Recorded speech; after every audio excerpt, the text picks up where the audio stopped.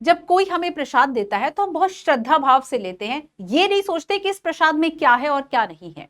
आपने अभी लेटेस्ट अपने चारों तरफ एक न्यूज सुनी होगी कि जो तिरुपति बालाजी भगवान वेंकटेश्वर का जो मंदिर है आंध्र प्रदेश में है, इस मंदिर में एक प्रसाद मिलता है जो कि लड्डू है।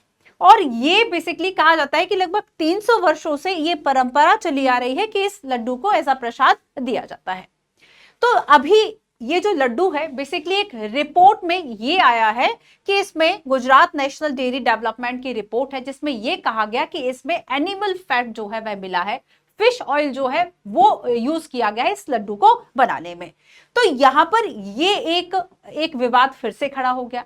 हालांकि ये कोई पहला मामला नहीं है जहां पे ये लड्डू विवादित हो गए। 2023, 2024, 2009 में कई इस तरह के जो विवाद है वह सामने आए। तो पहले बात करते हैं थोड़ा सा मंदिर की। आप देखेंगे कि शेषाचलम पहाड़ी पर आंध्र प्रदेश, अगर हम स्टेट की बात करें तो इसमें जो तिरुपति है, तिरुपति डिस्ट्रिक्ट में बेसिकली ये सिचुएटेड है। एक हिंदू टेम्पल है जो कि डेडिकेटेड है किसके लिए, फॉर्म ऑफ जो विष्णु की अगर हम बात करें, लॉर्ड विष्णु का ही रूप माना जाता है भगवान वेंकटेश को, और इनका ये बेसिकली मंदिर है। आप देखेंगे कि लगभग प्रतिदिन 70,000 से लेके 1 लाख तक जो डिवोटीज है, जो श्रद्धालु हैं, वह इस मंदिर में दर्शन करने के लिए आते हैं। और अगर हम इन लड्डुओं की महिमा देखें बच्चों, तो लगभग पूरे वर्ष भर में ये जो लड्डू है इससे 500 करोड़ की जो कमाई है, जो सेल है, वह हो जाती है 500 CR की। तो लेटेस्ट देखो, अच्छा पहले मैं विवाद बता देती हूं कि 2023-24 में देखो ये विवाद इसमें होता है कि इसे जहां पर ये लड्डू बनाया जाता है, मंदिर का बेसिकली एक ट्रस्ट है जो मंदिर के कामों की देखरेख करेगा। जैसे कि यहाँ पर है TTD, है ना, आपने देखा होगा राम जन्मभूमि जो क्षेत्र ट्रस्ट है वो राम मंदिर के लिए है। और यहाँ पर जो TTD है यानी जो तिरुमला तिरुपति देवस्थानम है, ये ट्रस्ट है जो कि आपका जो वेंकटेश स्वामी टेम्पल है इसके लिए कामों की देखरेख करता है, मंदिर के प्रशासन के लिए जिम्मेदार है। तो देखो अभी क्या हुआ कि कुछ सैंपल इससे कलेक्ट किए गए थे, फिर वो जांचे गए कहां पर, गुजरात नेशनल डेयरी डेवलपमेंट, और इसके द्वारा एक जो रिपोर्ट है वह दी गई। और इसमें यह कहा गया कि बेसिकली इसमें क्या मिला है, फिश ऑयल है, बीफ टैलो है, लॉज है, ये सारी चीजें मिला है। ये सारी चीजें जो है वह इस लड्डू को बनाने में प्रयोग की गई हैं। ठीक है। और इसके पहले जो विवाद हुआ था कि इस मंदिर को केवल ब्राह्मण लोग ही बना सकते हैं। ठीक है। एक विवाद और था कि इस मंदिर का जो ये प्रसाद दिया जाता था, उस प्रसाद के बदले जो टोकन है वह लिया जाने लगा, चाहे 50 रुपए का हो या 25 रुपए का हो। तो इससे भी ये विवादित रहा।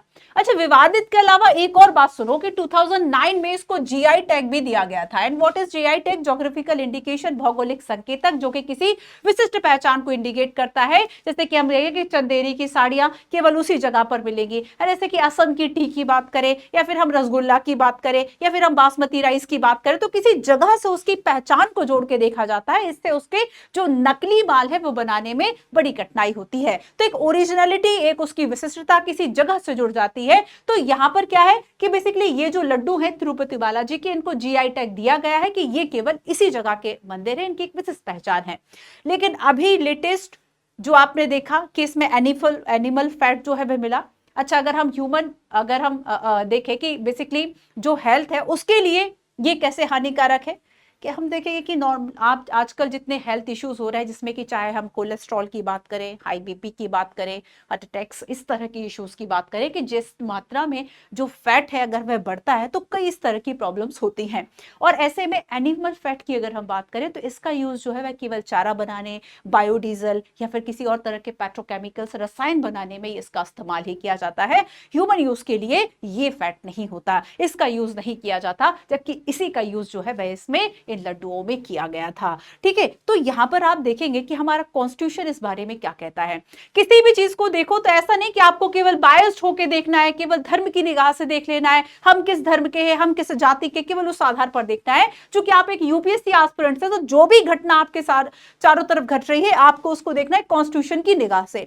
तो आप सभी को पता है कि हमारे कॉन्स्टिट्यूशन में आर्टिकल 25 से लेके अगर हम 28 तक जाए तो इसमें आपको धार्मिक स्वतंत्रता का अधिकार है। आप अपने धर्म को मानने, आस्था के लिए, इन सब चीजों के लिए स्वतंत्र हैं। ठीक है। आप अपने धार्मिक मामलों के प्रबंधन और प्रशासन के लिए भी स्वतंत्र हैं, बिल्कुल सही बात है। लेकिन आप देखेंगे कि फंडामेंटल राइट पर जो रिस्ट्रिक्शंस है, जो प्रतिबंध है, वो लगाए जा सकते हैं, जिसे कि हम कहते हैं रीजनेबल रिस्ट्रिक्शंस, युक्ति युक्त या उचित प्रतिबंध।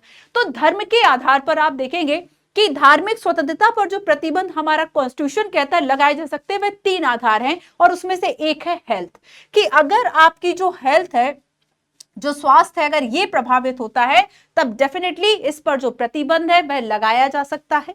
ठीक है, अगर हम मोरालिटी की बात करें कि अगर नैतिकता प्रभावित होती है तब भी धार्मिक प्रथाओं पर प्रतिबंध लगाया जा सकता है। ठीक है, अगर हम पब्लिक ऑर्डर की बात करें तो पब्लिक ऑर्डर अगर प्रभावित हो रहा है तब भी आपकी धार्मिक स्वतंत्रता पर प्रतिबंध लगाया जा सकता है। तो यहां पर ये था बेसिकली पूरा मामला, है ना, लड्डू को लेकर क्या विवाद था। और यहाँ पर जो हमने आंध्र प्रदेश में जो सिचुएटेड है स्टेट में शेषाचलम पर्वत पर ये मंदिर है ना, एक हमने ट्रस्ट की भी बात की। तो ये पूरा मामला था। आपको लगता है कोई और ऐसे टॉपिक्स हैं जो आप जानना चाहते हैं कॉन्स्टिट्यूशन की नजर से, वह क्या है? आप टॉपिक को कमेंट करके जरूर बताएं कि आप नेक्स्ट वीडियो किस पर देखना चाहेंगे। Thank you.